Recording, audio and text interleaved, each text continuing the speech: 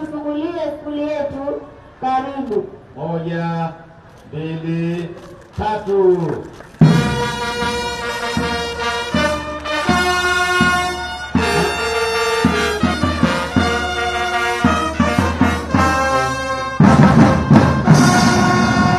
Mimi mwenyewe nimeingia katika skuli hii, nimejionea mimi mwenyewe kwamba ndani ya skuli hii tuna jengo lenyewe la skuli kama tulivyoelezwa hapa, ambayo ni ya kisasa sana. Ndani ya skuli hiyo kuna maabara za sayansi 3 ya biology, ya physics na ya chemistry, lakini vile vile tuna vyumba vya kompyuta, lakini tuna maktaba.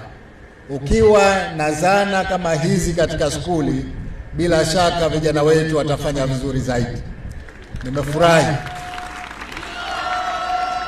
Nimefurahi kuona kwamba sasa hivi katika nchi yetu kwa skuli za msingi na sekondari viwango vya ujenzi au tuseme mazingira ya kujifunzia na kufundishia yamekuwa mazuri mno. Hakuna sababu kwa nini ufaulu usiongezeke.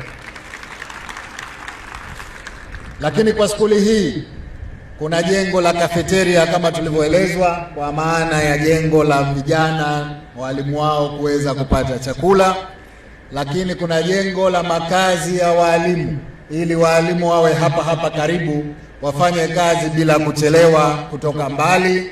Lakini vile vile kuna jengo la dakhilia ya wanafunzi. Mara nyingi wanafunzi wanapata changamoto ya kukaa nje ya skuli, jambo ambalo linawafanya wasiweze kufanya vizuri katika masomo. Imethibitika kwamba wanafunzi wakikaa katika dakhilia huwa wanafanya vizuri zaidi. Kwa hivyo hatuna shaka katika skuli hii vijana wetu watapata mazingira mazuri ya kujifunzia, ya kuishi, ili waweze kufanya vizuri zaidi katika mitihani ya taifa.